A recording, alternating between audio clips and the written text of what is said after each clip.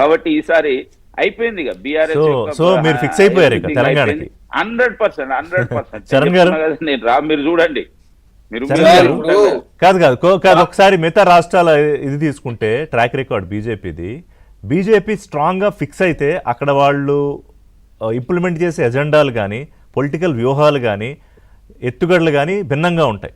So బెంగాల్లో ఇప్పుడు ముఖ్యమంత్రి గారు అన్నట్టు మీరు వెయిటింగ్ లిస్ట్లో ఉండండి 15 ఏళ్ళు పట్టిందన్నారు. తెలంగాణలో దాంట్లో కొంత ట్రావెల్ చేస్తే బహుశా ఈసారి వాళ్ళు కాన్ఫిడెంట్గా చెప్తున్నారు ఏదన్నా జరగచ్చు. కానీ మీరు దానికి కౌంటర్ పార్ట్గా హిందుత్వాన్ని కూడా మీ బ్యాగ్లోకి తెచ్చుకునే ప్రయత్నం చేస్తున్నారా? అందులో భాగమే గోమాతాస్త్రమా? సార్ ఇక్కడ తెలంగాణ రాష్ట్రంలో 2216 కోట్ల రూపాయలతోటి తెలంగాణ రాష్ట్రంలో టెంపుల్ రెనోవేషన్ జరుగుతా ఉంది. దానికి భారతీయ జనతా పార్టీ రామచంద్రరావు గారు స్టేట్మెంట్ ఏమిస్తారంటే రాష్ట్ర ఖజానా నుంచి ఎట్లా ఖర్చు పెడతాయండి టెంపుల్ కోసం అని చెప్పేసి భారతీయ జనతా పార్టీ మాట్లాడుతా అంటే రామచంద్రరావు గారు ప్రెస్ మీట్ పెట్టారు సార్. ఇది నేనే కౌంటర్ ఇచ్చిన. సెకండ్, ఇప్పుడు భారతీయ జనతా రావణ పేరు మేము ఓట్లు కావాలి కానీ మేము మాత్రం జిఎస్టీ తీస్తాం గుళ్ళ మీద. మా గుళ్ళ సమయ యాదాద్రి కావచ్చు, రాజన్న కావచ్చు, అంజన్న టెంపుల్ కి జిఎస్టీ కౌన్సిల్ నోటీస్ ఇచ్చింది. ఏమని? మీ గుళ్ళకు సంబంధించిన భూములు మేము చీజ్ చేస్తాం. ఎందుకు? తలాల మీద జిఎస్టీ వేశారు, లడ్ల మీద జిఎస్టీ వేసారు, అర్చనల మీద జిఎస్టీ, రూమ్ రెడ్ల మీద జిఎస్టీ వేసిన భారతీయ జనతా పార్టీ హిందువుల ఓట్లు మాత్రం కావాలి, హిందూ దేవాలయాల మీద జిఎస్టీ. అదే కాంగ్రెస్ ప్రభుత్వం చేసి ఉంటే మన్మోహన్ సింగ్ గారు వ్యాడ్ ఏనాడే వేయలే గుళ్ళ మీద. అంటే మేము టెంపుల్ రెనోవేషన్ చేసినా మీరు తప్పు పడతారు. తర్వాత గుళ్ళకు సంబంధించి జిఎస్టీ వేస్తే ఎందుకు వేసినంటే ఏ భారతీయ జనతా పార్టీ నాయకు స్పందించాడు. ఇప్పుడు 200 కోట్ల రూపాయల స్కామ్ జరిగింది అయోధ్యలో. మరి ఏంటంటే దాని మీద మాట్లాడంటే ఒక్క నాయకుడు స్పందించని పరిస్థితి తెలంగాణ రాష్ట్రంలో. సార్ చిన్న ఒక సీతాపల్లి మండలో ఎల్లమ్మ టెంపుల్ ఏదో అదేవిధంగా టెంపుల్ మీద ఏదో చిన్న తలకాయ తీసుకుపోయారని చెప్పి పేద చేతుల గలాడ క్రియేట్ చేసి మొత్తం భారతీయ జనతా పార్టీ మొత్తం రోడ్డు మీదకి వచ్చే పని. అయోధ్య రాముడు సార్, అయోధ్య రాముడి పేరు మీద దాదాపు భారతీయ జనతా పార్టీ 5 సార్లు దేశంలో అధికారానికి వచ్చింది. భారతీయ జనతా పార్టీ స్వతహాగా 27% ఓటు బ్యాంక్ ఉంటే తటస్థంగా ఉండేది 15%.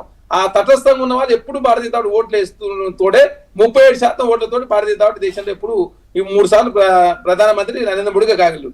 అదే భారతీయ జనతా పార్టీ చేస్తే కరెక్ట్, కాంగ్రెస్ పార్టీ చేసిన తన హిందూ సనాతన ధర్మం కోసం కాంగ్రెస్ పార్టీ కావచ్చు, అదే ఆలయాల పునరుద్ధరణ కావచ్చు. మీరు కూడా సనాతన ఛాంపియన్ అని చెప్పుకోవడానికి కాంగ్రెస్ ఇప్పుడు ప్రయత్నం చేస్తుందా?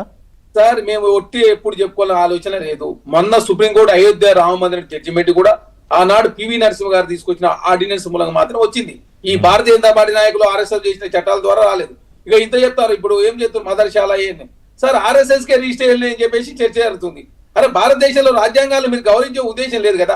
ఆర్ఎస్ఎస్ కే రిజిస్ట్రేషన్ లేదు, ఆ రిజిస్ట్రేషన్ లేదు చెప్పండి, లెక్కలు చెప్తలేదని చెప్పేసి పెద్ద ఎత్తున చర్చ జరుగుతుంది కదా. తప్పు చేయనప్పుడు లెక్కలు చెప్తాను పోయేదేంటి? ఇప్పుడు ఆర్ఎస్ఎస్ కూడా స్పందించదు సార్ అయోధ్య విషయంలో. ప్రతిసారి భారతీయ జనతా పార్టీ సార్ 2004లో 31% ఉండే భారతీయ జనతా ఓట్ బ్యాంకు.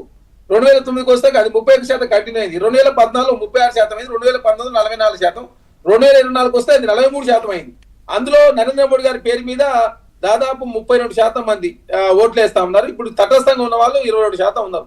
ఈ తటస్థంగా ఉన్న వాళ్ళు ఈసారి రామ మందిరం పేరు మీద గతంలో కేసీఆర్ గారికి సంబంధించి కాళేశ్వరం ఎట్లయితే జరిగిందో అయోధ్యను ఓన్లీ రాజకీయం కోసం వాడుకొని అయోధ్యకు సంబంధించిన విరాళాలు కావచ్చు ఇవన్నీ కూడా జరిగినా కూడా ఇప్పటి వరకు ఏ నాయకుడి మీద చర్యలు తీసుకోకుండా ఓన్లీ 8 మందిని అనామకులు మాత్రం అరెస్ట్ చేసినని చెప్పేసి దేశవ్యాప్తంగా మీరు ఆ పాయింట్ ఎత్తుకున్నా అది మీకు పొలిటికల్ గా హెల్ప్ అవుతుందా తెలంగాణలో? సార్ తెలంగాణ కాదు సార్, దేశవ్యాప్తంగా మీరు భారతీయ జనతా పార్టీ దేశవ్యాప్తంగా పలసన పడుతున్న మాట వాస్తవం. నరేంద్ర మోడీ గారు మీరు సార్ 5 రాష్ట్రాల ఎలక్షన్ తర్వాత మీరు పెట్రోల్ డీజిల్ రేటు పెంచారు. అదే ముందే పెంచుంటే భారతీయ జనతా పార్టీ అవుట్ అయ్యేది సార్. అది తర్వాత ఇప్పుడెందుకు జమిలీ ఎలక్షన్ తీసుకొస్తే భారతీయ జనతా పార్టీ లాభం జరుగుతాయని ఒక దురుద్దేశమే తప్ప దానిలో భాగంగా అన్ని పార్టీల సంబంధించిన ఎంపీలు కమర్షియల్ గ్యాస్ సిలిండర్ ధర తగ్గింది. ఇప్పుడే నయారా బంక్ వాళ్ళు పెట్రోల్ ధరలు తగ్గించారు. ఆ నయారా వాళ్ళు నయారా నెట్వర్క్ తగ్గించింది సార్. ఆనాడు ఏం చెప్పింది మన్మోహన్ సింగ్ గారు ప్రధానమంత్రిగా ఉన్నప్పుడు దేశంలో బంగ్లాదేశ్ రూపాయి అట్టుంది, పాకిస్తాన్ అట్టుంది. ఇవాళ ఏమైంది సార్? 96 రూపాయలు అయింది సార్. ఒకటి కాదు 14 మంది ప్రధానులు 63 లక్షల కోట్లు చేస్తే కాబట్టి భారతీయ జనతా పార్టీ 3 సార్లు అవకాశం ఇచ్చారు కాబట్టి ఖచ్చితంగా మీరు చూస్తారు. కాంగ్రెస్ పార్టీ ఫిక్స్ అయిపోయామని చెప్తున్నారు ప్రేమేందర్ రెడ్డి గారు. అటు ఇటు లేదు ఇంక ఫిక్స్ ఫ్రేమ్ ఫిక్స్. చరణ్ గారు తెలంగాణ కోసం అధికారానికి ఫ్రేమ్ ఫిక్స్ చేశారంటున్నారు ప్రేమేందర్ రెడ్డి గారు. సార్ భారతీయ జనతా పార్టీ ఎప్పుడు ఫిక్స్ చేస్తారు సార్. ఏ ఎలక్షన్ వచ్చినా వాళ్ళు సీరియస్ తీసుకుంటారు. వాళ్ళు ఎప్పుడు పోటీ చేసే ప్రయత్నం చేస్తారు. ఎప్పుడు అదేవిధంగా గెలవాలనే లక్ష్యంతో పనిచేస్తారు. దానిలో భాగంగా వాళ్ళు ముందుకు పోతారు. కొత్త ఏం కాదు, పాత ఏం కాదు. అదే కాకుండా తెలంగాణ రాష్ట్రంలో ముక్కోన పోటీ జరిగితే సునాయాసంగా కాంగ్రెస్ పార్టీ గెలుస్తుంది. ఓకే చూద్దాం, ఇంకా టైం ఉందిలేండి, ఇంకా 2.5 ఏళ్ళు ఉంది, లాంగ్ వే టు గో, చాలా జరుగుతాయి ఈ లోపు. సత్యం గారు, బిఫోర్ క్లోజింగ్, ఈ గోమాతాస్త్రమో లేకపోతే ఇంకోటో